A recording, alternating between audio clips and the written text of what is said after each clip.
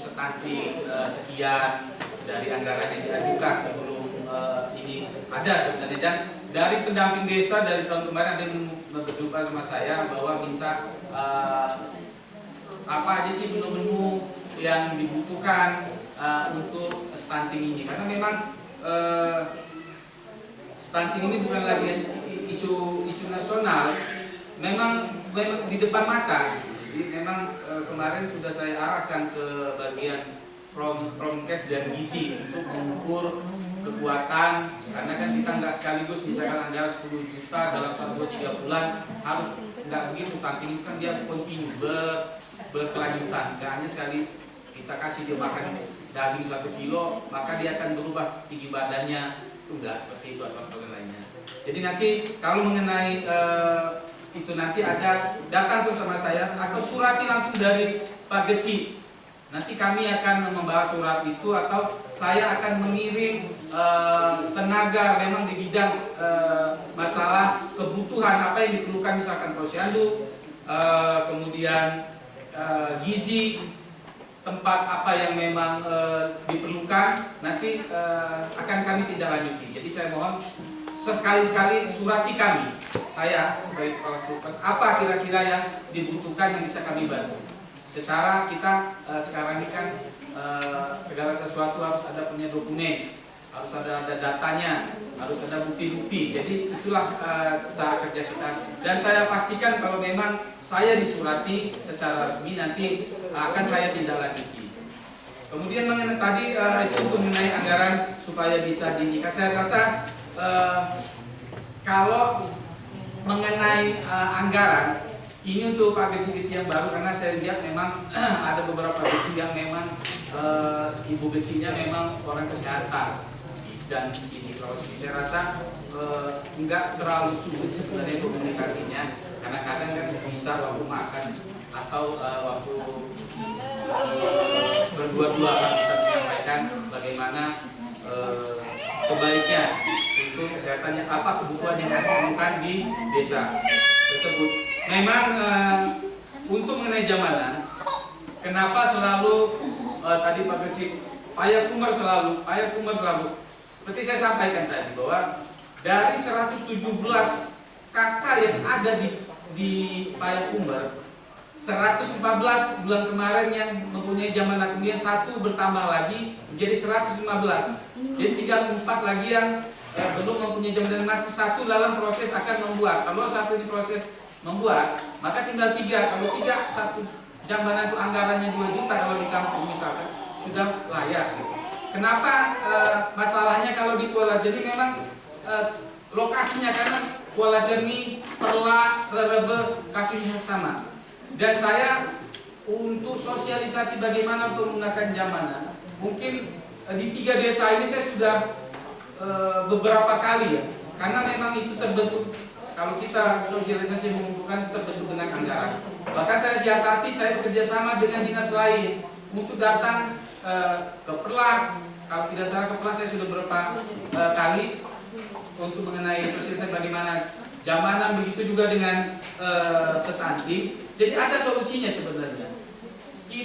Jamanan ini adalah masalah yang unik, karena dari tahun ke tahun itu. Bahkan dari Kodim pernah di 2017 atau 2018 memberikan bantuan jamanan. Karena memang kebiasaan masyarakat kita punya jamanan tetap buang air besar di sungai, nggak nyaman lah rasanya, nggak bersih lah, kotor lah. Gimana kita musola bekas buang air besar di dalam rumah seperti itu, karena memang harus kita sosialisasikan. Dan tidak cukup Pak kalau kami aja mensosialisasikan, petugas Promkes atau analis saja itu nggak bakal tercapai. Karena memang harus dibantu oleh semua perangkat, oleh kader, oleh semua perangkat yang ada di desa. Kalau bentuk jamanan, misalkan dengan lokasi, dulu TNI kalau nggak salah dari Kodim ada sistem subsisting 1 untuk 5 atau 6 rumah. Komunal namanya, sistem komunal. Jadi dibuat satu karena memang lokasinya tidak ada, satu lubang subsisting untuk beberapa rumah. Kami juga menyadari memang ini pertanyaan yang sudah berulang-ulang sebenarnya yang terjadi di beberapa kampung, terutama kampung-kampung yang besar yang pakai banyak, misalkan kayak Perla, Rebel, itu sering ditanyakan dan sering sudah kami kasih solusi. Memang ini keterbatasan memang. Dari tahun 2017 dari Pemda sudah membuat tempat WC umum, tapi pemakaiannya juga tidak maksimal karena kurang perawatan. Kemudian masih kebiasaan-kebiasaan buang air besar di paret-paret, bahkan di kebun itu masih tinggi. Jadi kalau untuk sosialisasi tadi mungkin kami setiap tanggal 10, mulai tanggal 10 itu turun ke desa-desa, ada jadwalnya Pak, setiap bulan. Dan di situ Posyandu itu bukan hanya imunisasi, semua ada pegang program turun, program-program ada Cashlink, Promkes itu setiap bulan turun. Kalau program Cashlink dan Promkes itu selalu turun, karena mereka lah yang menganalisa data, yang mengevaluasi, yang meninjau, itu Promkes dan analis. Jadi nanti kalau memang mereka datang, kami punya datanya, kami punya data semua sebenarnya ketidakamanan tadi, karena memang kami turun mencari data itu. Jadi kalau memang tidak mudah, kalau misalkan di daerah-daerah yang mungkin bosan kali gitu, nanti kita buatkan satu tempat seperti yang besar, rumah yang dekat situ marah, kenapa ini dekat rumah saya dan baunya. Karena itu pemahaman seperti itu masih belum dikuasai oleh masyarakat kita. Jadi memang harus dibantu kami untuk menyampaikan, mempromosikan bahwa Jambanan itu perlu. Nyanya kita punya anak gadis, punya istri kita, mama kita, nenek kita pagi-pagi ke sungai. Nggak niat seperti apapun orang melihat lewat jembatan lagi cingkung. Tanggung jawab mobil kita, apalagi kita Aceh ini kan Serambi Buka. Ini kan banyak masih warga kita, jangan gak usah hilang Jambanan. Menyuci di depan rumah, coba nyuci baju aja. Istri kita, adik kita, nyuci depan aurat. Dia nggak sadar nanti semangatnya ingin nyuci bersih tadi, melaksanakan kewajiban dia sebagai seorang istri, tapi awal orang lewat depan rumah. Kan itu sebenarnya salah satu beban moral kita. Dan nggak cukup kami aja, kami setiap bulan turun, setiap bulan kami menganalisa, mengevaluasi bagaimana perkembangannya. Memang ini klasik masalah Jambanan. Kenapa kalau di Payakumar sasaran saya ingin di 2021. Memang pertama Payakumar mungkin tidak ada sungai untuk, maksudnya sungai yang strategis untuk cingkung tadi.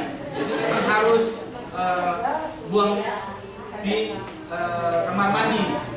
Kemudian mungkin kesadaran masyarakat di Payakumar lebih cepat ya dibanding dengan masyarakat yang lain. Karena memang kebenaran masyarakat di Payakumar ini kan rata-rata kan pendatang. Kalau kita kan memang orang pribumi, walaupun tidak ada perbedaan, artinya pengetahuannya agak sedikit di luar berbeda. Jadi kami tidak membeda-bedakan. Kami ingin, saya bilang kalau bisa desa ODF ini nantinya bukan hanya Payakumar, tapi semua desa. Karena kenapa Payakumar? Karena tinggal sedikit lagi, 4 kakak lagi yang belum ada Jambanan. Kalau memang perangkat desa Pak Geci, Muspika, kan kita peduli. Dalam 1 bulan saya yakin kita datang ke situ, kita cari solusinya. 4 kakak ini pasti bisa terrealisasi memiliki Jambanan yang sederhana dan sehat. Kemudian masalah pendidikan untuk kader tadi, Bapak bilang bagaimana kader tadi pelatihan Karena gini Pak, sebenarnya untuk kader sering kali kami undang kalau memberikan pelatihan ilmu-ilmu sharing langsung ke dinas. Saya rasa ibu-ibu kader sering, hampir paling tidak 2 bulan sekali atau 3 bulan pasti kami undang langsung ke dinas untuk melakukan pelatihan-pelatihan. Bukan hanya satu disiplin ilmu aja, tapi beberapa program yang kami berikan tidak di puskesmas tapi di dinas. Itulah kadang-kadang masalahnya sering kadernya nggak datang kalau diundang gitu. Itu masalah juga. Mohon ibu kader kalau kami undang ke dinas, ada undangan hadiri. Memang mungkin kalau yang dari jauh karena kita transportasinya tidak sesuai, bisa dikasih transportasi 100 atau apa. Tapi jangan itunya yang dinilai. Tapi mendapat ilmunya,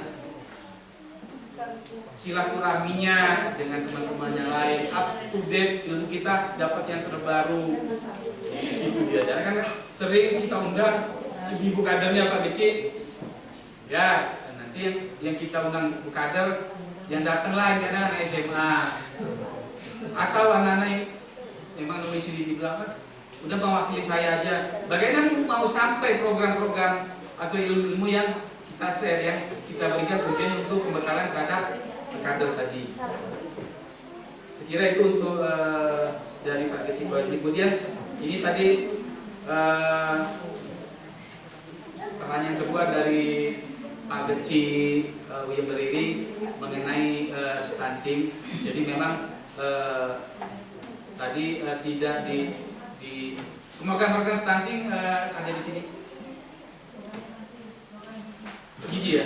Jadi memang kalau untuk stunting memang kita masih merah ya. Kalau untuk kecamatan secara umum kita memang masih merah karena tumbuh kembang itu tadi, tumbuh kembang bayi memang kalau untuk per desanya ada sebenarnya datanya, tapi tidak ditampilkan ya. Oh ya, mungkin mau ditambahkan silakan untuk mengenai stunting tadi. Benar, saya akan menjawab pertanyaan dari Bapak Sendiri terkait perihal stunting tadi Pak. Yang Bapak tanya yang pertama adalah sebenarnya berapa persenkah maksudnya dari warga Jembriri yang stunting. Nah, per desanya ya. Sampai saat ini Pak, itulah seperti yang saya katakan di awal, kan untuk mengetahui angka stunting itu Pak, perlu kita lakukan screening terhadap semua anak. Jadi semua anak itu harus ditimbang. Setelah dapat hasil penimbangannya, data hasil penimbangannya baru kita bandingkan dengan standar. Dari situlah kita bisa tahu anak ini stunting atau enggak. Nah, kasusnya untuk wilayah kita tadi, anak yang datang ke posyandu itu tidak pernah 100%. Jadi kami dari tenaga kesehatan tidak bisa menentukan sebenarnya berapa orang yang stunting di desa itu. Tidak bisa dapat angka yang realnya, hanya dapat angka biasnya saja Pak. Mengapa saya katakan bias? Karena misalnya di bulan Januari anak yang datang ke posyandu hanya 30 orang misalnya. Jadi yang terscreening hanya itu saja. Jadi kita hanya tahu dari yang 30 orang ini sekian yang stunting. Tidak pernah datang semuanya secara bersamaan, jadi sangat susah. Nah, untuk ini juga menjadi PR bagi saya. Rencana saya nanti saya usahakan di tahun 2021 gimana caranya data ini harus kita validkan. Jadi saya mohon dukungannya dari bapak-bapak dari desa agar memfasilitasi. Nah, yang untuk kedua selanjutnya gizi untuk ibu hamil stunting, ya makanannya Pak ya. Sebenarnya ini sudah pernah dibuat oleh rekan saya, ahli gizi juga, beliau dari Nusantara Sehat. Dia sudah pernah merekomendasikan menu stunting untuk balita di posyandu, dan sudah pernah juga ada desa yang menjalankannya. Kalau nggak salah Perlak, Payakmer. Nah, mungkin untuk kedepannya bisa kami tambahkan, mungkin bisa kami masukkan untuk ibu hamilnya, untuk stuntingnya. Dan insya Allah akan kami buat juga siklus menunya Pak. Jadi kalau misalkan istilahnya kami buat menu, mungkin kalau misalkan menunya tidak cocok diterapkan di desa itu bisa diganti dengan menu yang lain. Nanti insya Allah akan kami buatkan beberapa pilihan menu. Sedang kami upayakan. Nah, yang selanjutnya Bapak tanyakan tentang standarisasi standarisasi kader. Nah, yang ingin saya tekankan, saya harap jangan ada yang tersinggung. Maksud saya standarisasi di sini bukan, maksudnya begini Pak, kader kita yang saya perhatikan di setiap desa itu berbeda-beda modelnya. Ada yang sebagian dia memang karena sudah dari dahulu, dari zaman dulu sudah menjadi kader, jadi pengetahuannya memang sudah sangat bagus. Dan ada sebagian yang baru jadi kader dan masih bingung-bingung gitu. Itulah yang saya maksud dengan standarisasi. Maksudnya masih belum sama kemampuannya, masih belum sama pemahamannya.